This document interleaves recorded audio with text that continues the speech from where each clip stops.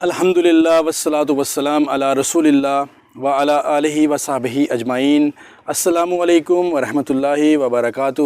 سیرت النبی کریم صلی اللہ علیہ وآلہ وصحبہ وبارک وسلم 23ویں ایپیسوڈ کے ساتھ آپ کا میزبان رضوان سعید آپ کی خدمت میں حاضر ہے۔ عزیز دوستو، سب سے پہلے درخواست ہے کہ چینل کو سبسکرائب کر لیجیے اور ویڈیو کو لائک اور شیئر کرنا مت بھولیے گا۔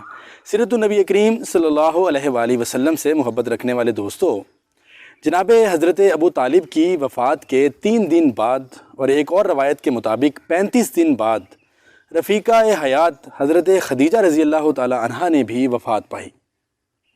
ان کی وفات نبوت کے 10ویں سال ماہ رمضان میں ہوئی۔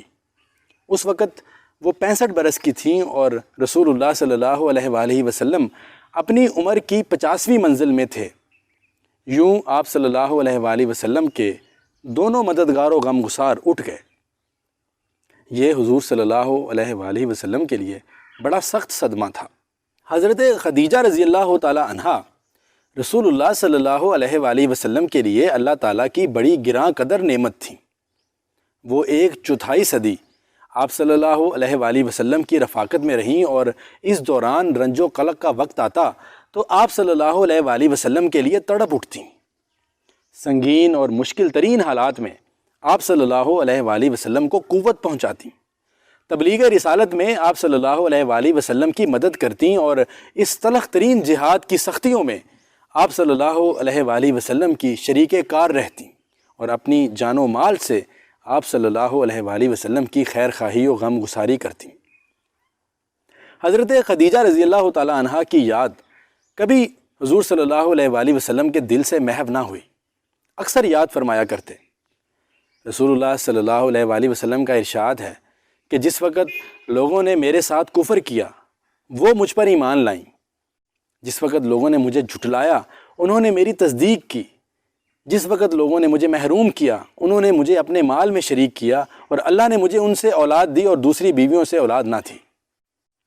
صحیح بخاری میں سیدنا ابو ہریرہ رضی اللہ تعالیٰ عنہ سے مروی ہے کہ حضرت جبرائیل علیہ السلام حضرت صلی اللہ علیہ وآلہ وسلم کے پاس تشریف لائے اور فرمایا کہ اے اللہ کے رسول صلی اللہ علیہ وآلہ وسلم، یہ خدیجہ رضی اللہ تعالیٰ عنہا تشریف لا رہی ہیں، ان کے پاس ایک برتن ہے جس میں سالن یا کھانا یا کوئی مشروب ہے۔ جب وہ آپ صلی اللہ علیہ وآلہ وسلم کے پاس آ پہنچیں تو آپ انہیں ان کے رب کی طرف سے سلام کہیے اور جنت میں موتی کے ایک محل کی بشارت دیجیے جس میں نہ شور و شغب ہوگا نہ درماندگی و تکان۔ عزیز دوستو، 25 سال تک حضرت خدیجہ رضی اللہ تعالی عنہا حضور صلی اللہ علیہ وآلہ وسلم کی مددگار و مشیر رہیں۔ حضور صلی اللہ علیہ وآلہ وسلم کی تمام اولاد بجز حضرت ابراہیم رضی اللہ عنہ جو کہ حضرت ماریہ قبطیہ رضی اللہ تعالی عنہا کے بطن سے پیدا ہوئے تھے، باقی سب اولاد خدیجہ رضی اللہ تعالی عنہا سے ہی تھی۔ ان کی زندگی میں حضور صلی اللہ علیہ وآلہ وسلم نے دوسرا نکاح نہیں کیا۔ آپ رضی اللہ تعالی عنہا کی تاریخ وفات 11 رمضان المبارک نبوت کے 10ویں سال کی ہے۔ حضرت صلی اللہ علیہ وآلہ وسلم نے خود انہیں اپنے ہاتھوں سے قبر میں اتارا اور انہیں مقام جہون میں دفن کیا گیا۔ حضرت ابو طالب اور حضرت خدیجہ رضی اللہ تعالی عنہا کی وفات کے یہ دونوں الم انگیز حادثے صرف چند دنوں کے دوران میں پیش آئے، جس سے حضور صلی اللہ علیہ وآلہ وسلم کے دل میں غم و الم کے احساسات موجزن ہو گئے اور اس کے بعد قوم کی طرف سے بھی مصائب کا طومار بند گیا، کیونکہ حضرت ابو طالب کی وفات کے بعد ان کی جسارت بڑھ گئی اور وہ کھل کر آپ صلی اللہ علیہ وآلہ وسلم کو اذیت اور تکلیف پہنچانے لگے۔ اسی طرح کے پے در پے علام و مصائب کی بنا پر اس سال کو عام الحزن یعنی غم کا سال قرار دیا گیا اور یہ سال اسی نام سے تاریخ میں مشہور ہو گیا۔ عزیز دوستو، حضرت ابو طالب کی وفات کے بعد ابو لہب کو قبیلے کا سردار بنایا گیا۔ اس کا اصل نام عبد العزیٰ تھا۔ دوستو، حضرت ابو طالب اور حضرت خدیجہ رضی اللہ تعالی عنہا کی وفات کے بعد قریش کو کس کا پاس تھا؟ اب وہ نہایت بے رحمی اور بے باکی سے حضور صلی اللہ علیہ وآلہ وسلم کو ستانے لگے۔ اہل مکہ سے مایوس ہو کر حضور صلی اللہ علیہ وآلہ وسلم اپنے آزاد کردہ غلام حضرت زید بن حارثہ رضی اللہ تعالی عنہ کے ساتھ 27 شوال اور نبوت کے 10ویں سال 619 عیسوی کو پا پیادہ طائف کی طرف روانہ ہوئے، جو مکہ سے تقریباً 50 میل کے فاصلے پر بجانب مشرق ایک پہاڑی علاقہ اور سرسبز و شاداب مقام ہے۔ وہاں آپ صلی اللہ علیہ وآلہ وسلم کا قیام 10 روز رہا، بعض نے 20 روز اور بعض نے 1 مہینہ بھی لکھا ہے۔ دوستو، اس زمانے میں طائف بنو ثقیف کے قبضے میں تھا۔ مکہ کے سرداروں کے وہاں باغات تھے، وہ لات کے پرستار تھے اور اسے خدا کی بیٹی مانتے تھے۔ ان دنوں عمر بن عمیر بن عوف کے 3 لڑکے عبد یلیل، مسعود اور حبیب یہ بنی ثقیف کے سردار تھے۔ ان میں سے ایک کی بیوی صفیہ بنت معمر تھی، جس کا تعلق قریش کے قبیلہ بنی جمحہ سے تھا۔ چونکہ بنی سعد کا قبیلہ طائف کے قریب تھا اور جہاں آپ صلی اللہ علیہ وآلہ وسلم نے اپنے ایام رضاعت گزارے تھے، اس لیے حضور صلی اللہ علیہ وآلہ وسلم کو اہل طائف سے خیر کی امید تھی۔ چنانچہ طائف جاتے ہوئے آپ صلی اللہ علیہ وآلہ وسلم راستے میں تمام قبائل میں اسلام کی تبلیغ کرتے رہے۔ طائف میں آپ صلی اللہ علیہ وآلہ وسلم نے مذکورہ بالا تینوں سرداروں سے ملاقات کی اور انہیں اسلام کی دعوت دی اور اپنی مدد کی درخواست کی، لیکن ان تینوں نے نہایت گستاخانہ جواب دیا۔ ایک نے کہا تمہارے سوا اللہ کو اور کوئی نہیں ملا تھا جسے نبی بناتا۔ دوسرے نے کہا کہ کعبۃ اللہ کی اس سے بڑی توہین اور کیا ہو سکتی ہے کہ تم سا شخص پیغمبر ہو۔ تیسرا بولا میں تم سے ہرگز بات نہیں کروں گا، اگر تم سچے ہو تو تم سے گفتگو خلاف ادب ہے اور اگر جھوٹے ہو تو گفتگو کے قابل نہیں۔ ان بدبختوں نے اسی پر اکتفا نہیں کیا اور طائف کے بازاروں اور اوباشوں کو آپ صلی اللہ علیہ وآلہ وسلم کے پیچھے لگا دیا کہ وہ آپ صلی اللہ علیہ وآلہ وسلم کا مذاق اڑائیں۔ چنانچہ انہوں نے راستے سے گزرتے وقت آپ صلی اللہ علیہ وآلہ وسلم پر پتھر مارنے شروع کر دیے۔ حضرت زید بن حارثہ رضی اللہ تعالیٰ عنہ ان پتھروں کے لیے سپر بن جاتے، یہاں تک کہ ان کا سر مبارک پھٹ گیا۔ حضور صلی اللہ علیہ وآلہ وسلم کا جسم مبارک بھی لہو لہان ہو گیا اور آپ صلی اللہ علیہ وآلہ وسلم کے نالین مبارک خون سے بھر گئے۔ جب آپ صلی اللہ علیہ وآلہ وسلم زخموں سے چور ہو کر بیٹھ جاتے تو بازو تھام کر کھڑا کر دیتے اور پھر آپ جب چلنے لگتے تو پتھر برسانے لگتے، ساتھ ساتھ گالیاں بھی دیتے اور تالیاں بجاتے۔ پتھروں کے برسانے سے آپ صلی اللہ علیہ وآلہ وسلم کو بہت چوٹیں آئیں اور آپ زخموں سے بے ہوش ہو کر گر پڑے۔ حضرت زید رضی اللہ تعالیٰ عنہ آپ صلی اللہ علیہ وآلہ وسلم کو اپنی پیٹھ پر اٹھا کر آبادی سے باہر لے آئے۔ حضور صلی اللہ علیہ وآلہ وسلم کو اپنی پیٹھ پر بٹھانے کی سعادت سب سے پہلے حضرت زید رضی اللہ تعالیٰ عنہ کے حصے میں آئی۔ بعد میں سفر ہجرت کے دوران حضرت ابو بکر صدیق رضی اللہ تعالیٰ عنہ نے آپ صلی اللہ علیہ وآلہ وصحبہ وبارک وسلم کو اپنی پیٹھ پر بٹھایا۔ جنگ احد میں زخمی ہو کر حضور صلی اللہ علیہ وآلہ وسلم نے ایک چٹان پر چڑھنا چاہا، لیکن زخموں کی وجہ سے ایسا نہ کر سکے۔ اس وجہ سے حضرت طلحہ رضی اللہ تعالیٰ عنہ بن عبید اللہ نے آپ صلی اللہ علیہ وآلہ وسلم کو اپنی پیٹھ پر اٹھایا تھا۔ اس کے بعد حضرت زید رضی اللہ تعالیٰ عنہ نے پانی سے زخموں کو دھویا اور آپ کچھ افاقہ محسوس کرنے لگے تو زبان مبارک سے دعا نکلی کہ اے اللہ، میں اپنی کمزوری اور بے بسی کی تجھ سے شکایت کرتا ہوں، اگر تو مجھ سے ناراض نہیں ہے تو مجھے کسی کی بھی پرواہ نہیں ہے۔ دوستو، اسی حالت میں آپ صلی اللہ علیہ وآلہ وسلم چل پڑے اور کچھ دور جانے کے بعد آپ نے نظر اٹھائی تو ایک ابر سایہ کیے ہوئے دکھائی دیا۔ اس میں سے حضرت جبرائیل علیہ السلام نے آواز دی کہ اللہ نے وہ سب کچھ سن لیا ہے جو آپ صلی اللہ علیہ وآلہ وسلم کی قوم نے آپ سے کہا ہے۔ اس وقت پہاڑوں کا فرشتہ آپ کے سامنے حاضر ہے۔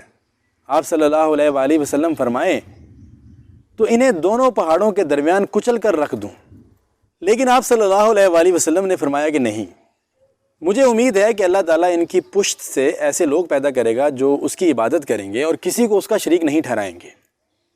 عزیز دوستو، صحیح مسلم اور صحیح بخاری میں ایک حدیث ہے کہ حضرت عائشہ صدیقہ رضی اللہ تعالیٰ عنہ نے ایک مرتبہ رسول اکرم صلی اللہ علیہ وآلہ وسلم سے پوچھا کہ جنگ احد کے دن، جس دن حضور صلی اللہ علیہ وآلہ وسلم کے دندان مبارک شہید ہو گئے تھے، اس دن اور آپ صلی اللہ علیہ وسلم کی جو زرہ مبارک تھی، اس کی خود کی کڑیاں جو تھیں وہ آپ صلی اللہ علیہ وسلم کے چہرہ مبارک میں چپ گئی تھیں اور حضرت صلی اللہ علیہ وسلم ایک خندق میں گر گئے تھے۔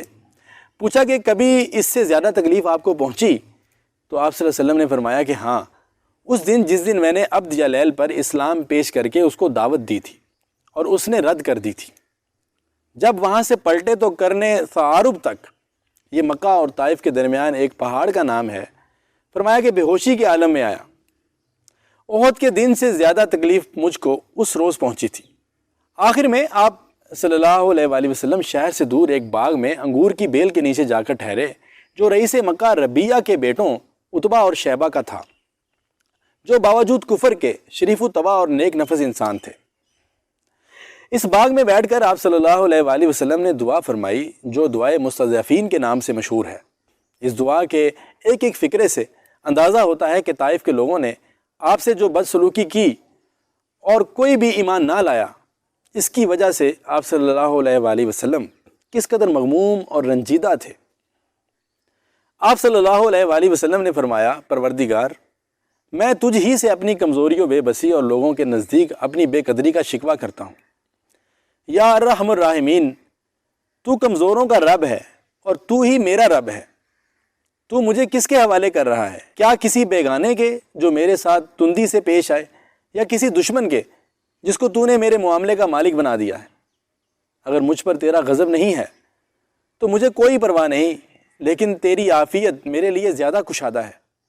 میں تیرے چہرہ کے اس نور کی پناہ چاہتا ہوں جس سے تاریکیاں روشن ہو گئیں اور جس پر دنیا اور آخرت کے معاملات درست ہوئے، کہ تو مجھ پر اپنا عذاب نازل کرے یا تیرا عطاب مجھ پر آن وارد ہو۔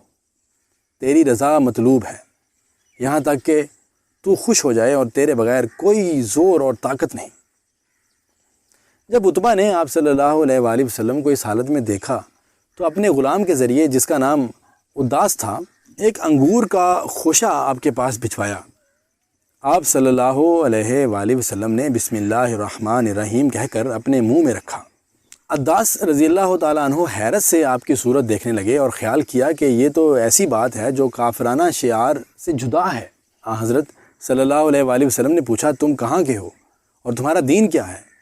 اس نے کہا کہ وہ عیسائی ہے اور نینوا کا رہنے والا ہے۔ حضور صلی اللہ علیہ وآلہ وصحبہ وبارک وسلم نے فرمایا کہ کیا تم اس صالح انسان کی بستی کے ہو جن کا نام یونس تھا؟ اداس رضی اللہ تعالیٰ نے پوچھا کہ آپ کس طرح سے انہیں جانتے ہیں؟ حضور صلی اللہ علیہ وآلہ وسلم نے جواب دیا کہ وہ میرے بھائی ہیں، وہ بھی نبی تھے اور میں بھی نبی ہوں۔ اداس رضی اللہ تعالیٰ عنہ نے آپ کا نام پوچھا تو آپ نے فرمایا کہ محمد صلی اللہ علیہ وآلہ وسلم۔ تب اداس رضی اللہ تعالیٰ عنہ نے کہا کہ میں نے تورات میں آپ صلی اللہ علیہ وآلہ وسلم کا اسم مبارک دیکھا ہے اور آپ کے اوصاف بھی پڑھے ہیں۔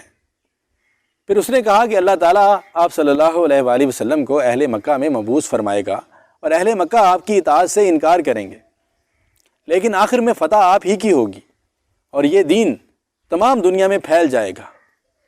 اس کے بعد اس نے کہا کہ میں ایک عرصہ سے یہاں آپ کے انتظار میں ہوں، مجھے اسلام کی تعلیم دیجیے۔ آپ صلی اللہ علیہ وآلہ وسلم کے اسلام پیش فرمانے پر وہ فوری مسلمان ہو گیا اور جھک کر حضور صلی اللہ علیہ وآلہ وسلم کے سر، ہاتھ اور پاؤں چومنے لگا۔ واپس آ کر اس نے کہا کہ انہوں نے مجھے ایسی بات بتائی جسے نبی کے سوا کوئی دوسرا نہیں جانتا۔ عتبہ اور شیبہ نے کہا کہ کم بخت، کہیں وہ تجھے تیرے دین سے برگشتہ نہ کر دے، تیرا دین تو اس کے دین سے بہتر ہے۔ دوستو، طائف کے سفر میں حضور اکرم صلی اللہ علیہ وآلہ وسلم کو 3 قسم کے لوگوں سے سابقہ پڑا۔ پہلے سردار بنو ثقیف کے تینوں بیٹے عبد یلیل، مسعود اور حبیب۔ انہوں نے نہ صرف یہ کہ اسلام نہیں قبول کیا بلکہ اوباشوں کے ذریعے حضور صلی اللہ علیہ وآلہ وسلم پر سنگ باری کروائی۔ دوسرے رئیس مکہ کے بیٹے عتبہ اور شیبہ نے حضور صلی اللہ علیہ وآلہ وسلم کو اس پریشانی کے عالم میں دیکھا تو اپنے باغ میں انگور کھانے کے لیے بھیجے۔ اور تیسرے شخص اداس رضی اللہ تعالیٰ عنہ تھے، جنہوں نے نہ صرف حق کو پہچانا بلکہ حضور صلی اللہ علیہ وآلہ وسلم کی رسالت کی تصدیق کی اور آپ علیہ السلام پر ایمان بھی لائے۔ عزیز دوستو، سیرت النبی کریم صلی اللہ علیہ وآلہ وسلم کا مبارک سلسلہ ابھی جاری ہے۔ سیرت النبی کریم صلی اللہ علیہ وآلہ وسلم کی 24ویں ایپیسوڈ کے ساتھ جلد ہی آپ سے ملاقات ہوگی۔ اپنا بہت سارا خیال رکھیے گا، دعاؤں میں یاد رکھیے گا۔ انشاءاللہ ملتے ہیں جلد ہی، تب تک کے لیے اللہ حافظ۔